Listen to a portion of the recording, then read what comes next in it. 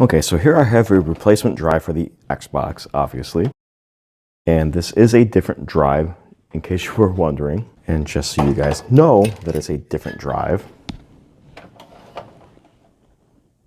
But either way, it should still work. So what we will try is, well, first what I'm going to do is remove the cover, clean the laser off, and then plug it into the Xbox console and see if it works.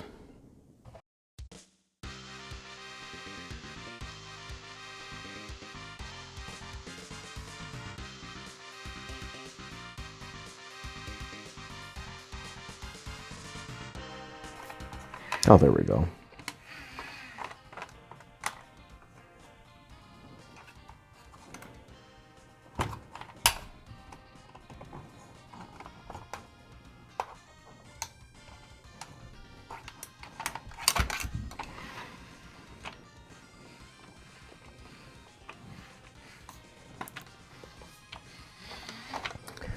All right, well, that's good enough for me. Let's get this back together and see if it works.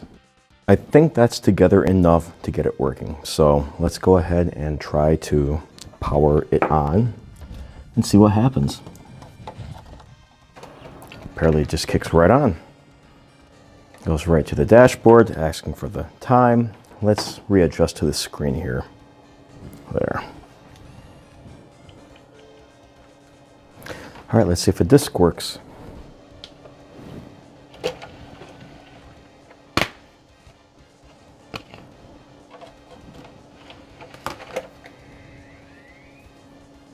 I hear it reading, or trying to read anyway. It's trying, but will it succeed? Up, it stopped.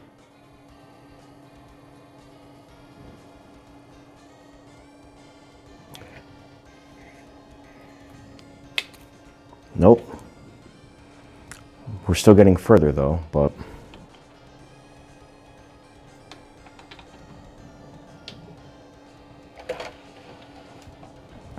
now this disc isn't in perfect shape, but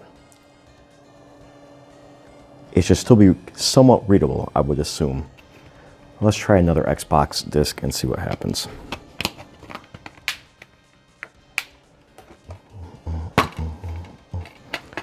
Now I know this disc is in worse shape, and I have no way of resurfacing it or anything, but we'll try it anyway.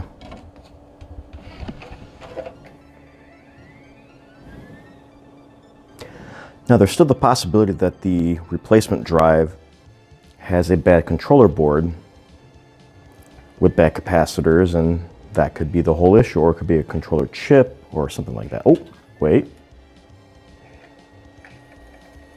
That's a good sign. The drive is struggling though to read the disc.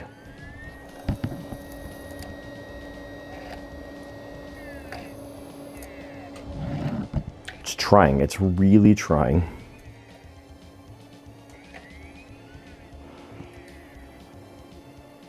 Ah, that's a bummer. Let me see if I have a music CD that I can try on here just to see if it reads anything.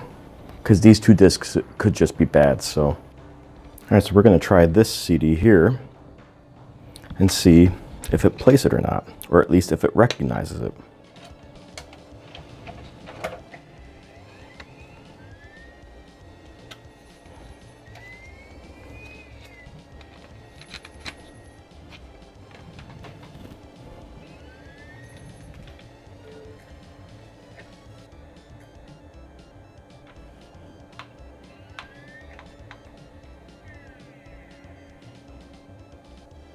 Ah, so it's not reading discs. Okay, so we need to figure out why.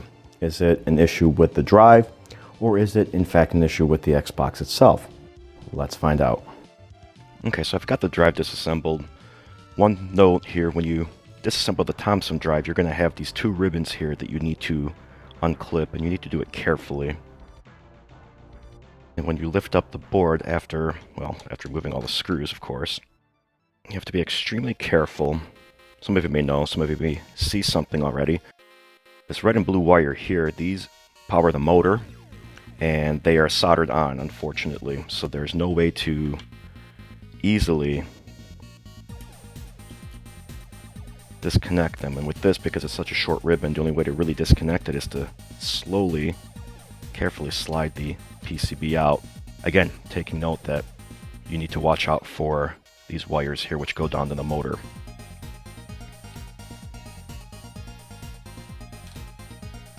Now it's a little bit difficult to see from this angle, and I don't have another camera with me right now. Even if I did, it would be difficult, especially since I need to be careful with this PCB here. But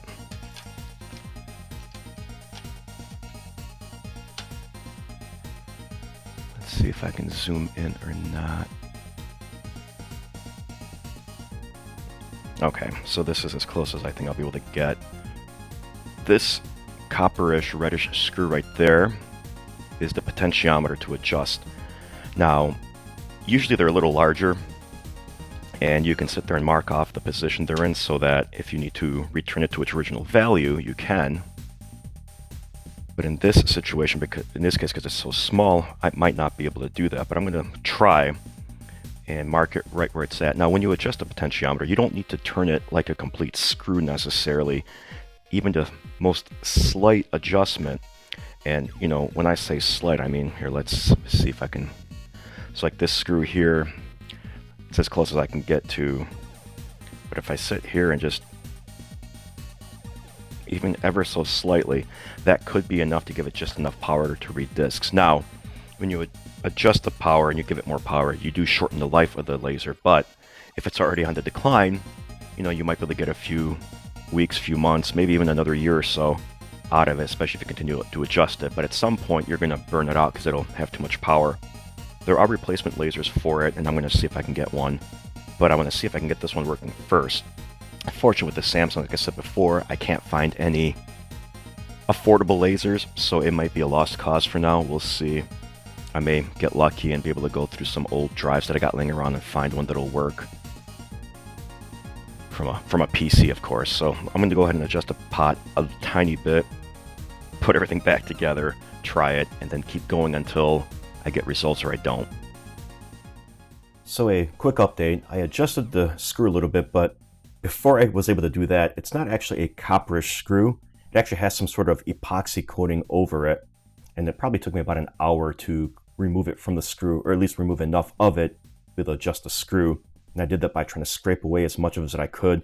And then I took a Q-tip and soaked it with some IPA and soaked the epoxy in there a little bit. And then took a toothpick to scrape as much of it off as I could. I don't have any footage of that, unfortunately, but it was kind of a long and boring process.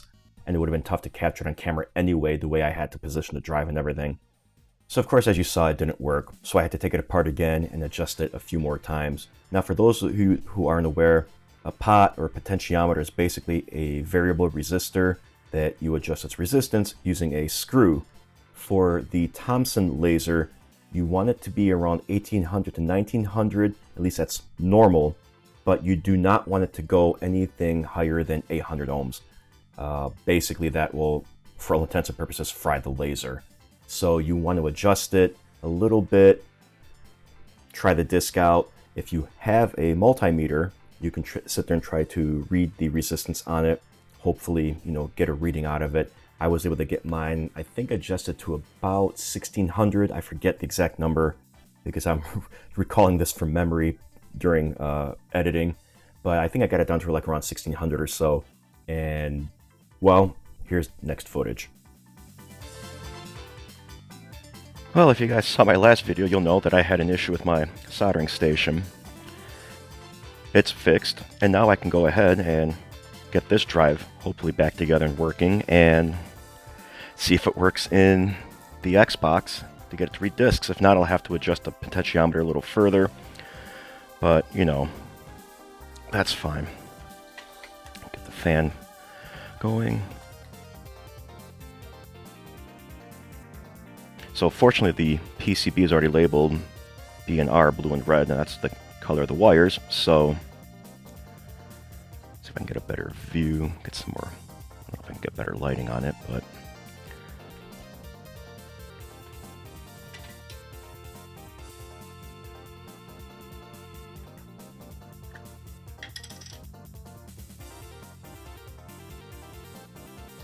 get some tip tinner on here. And I'm just going to reflow the solder that's already here.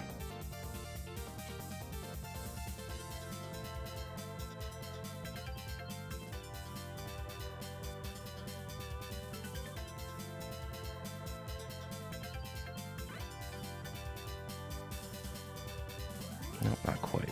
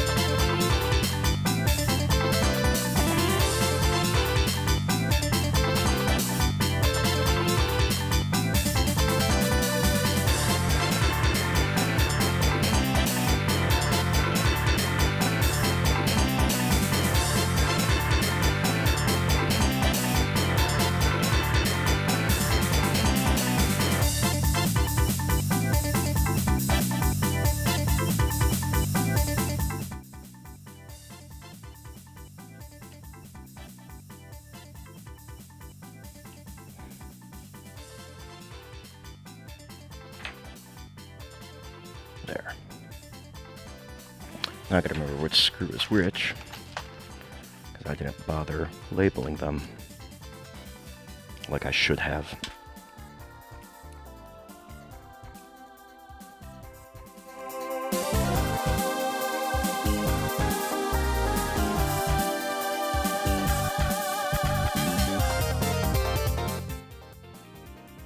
Smaller Phillips bit.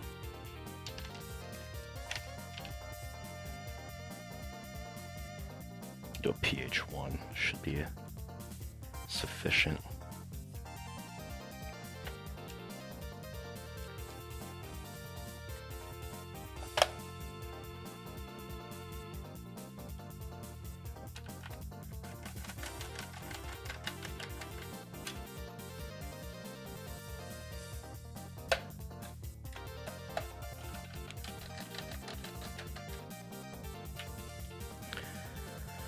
Okay, let's get everything back together enough to put it back to get it working and tested.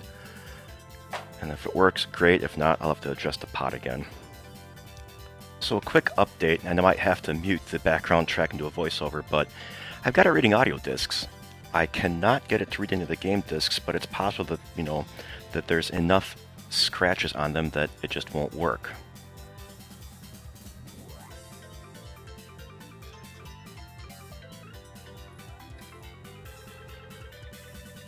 But as you can see, it's going from track to track.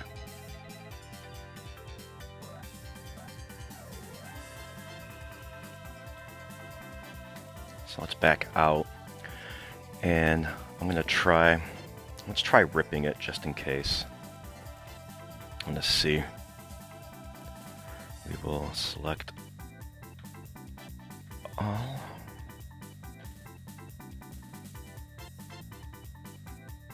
No idea how long it's going to take, but I just want to see if it's going to be able to.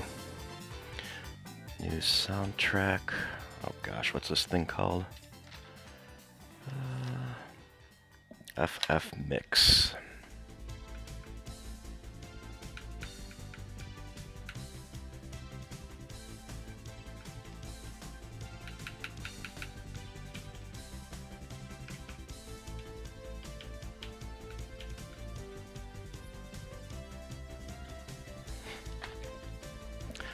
We'll let this run, and when it's completed, we'll resume the video. So it aired out halfway through copying the disc, so I'm going to adjust the laser a little bit more. I don't want to adjust it too much because I don't want to burn it out, but I have to. Like I said, I can get replacement lasers for this Thomson drive much more easily and more cost-effective than the Samsung one, so I'll take it apart one more time, tweak it a little further, and we'll go from there.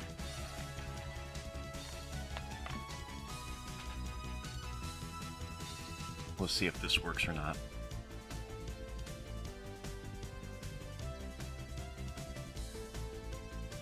So it might have actually finished copying. I didn't get any error this time. I went back to the audio CD menu. Let's see if I back out. There's FF Mix, which is what I ripped, so let me eject the CD.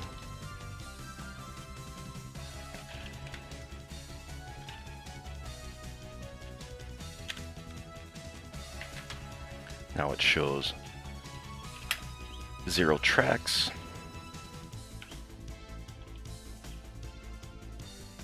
Play. And there it is.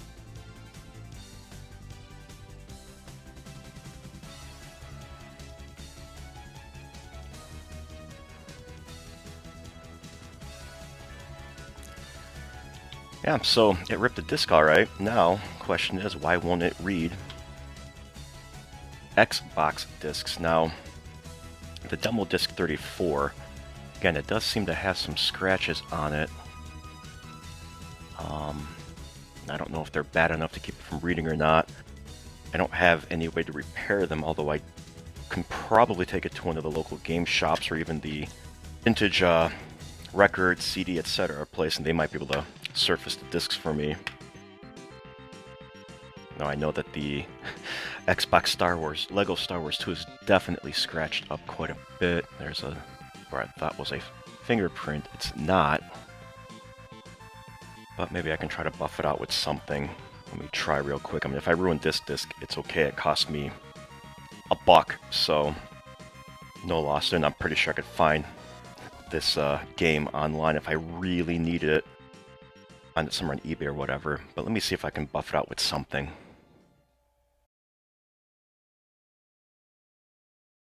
Holy crap, it's reading.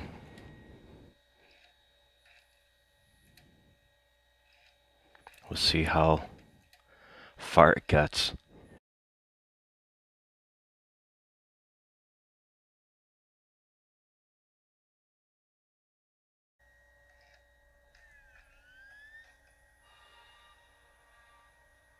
And it's working. Holy crap.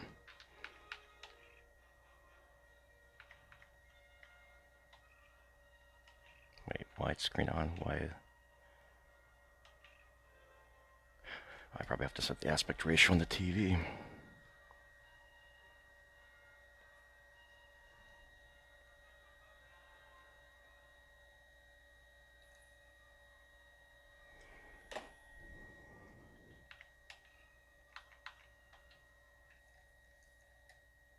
Even did the classic Star Wars wipe.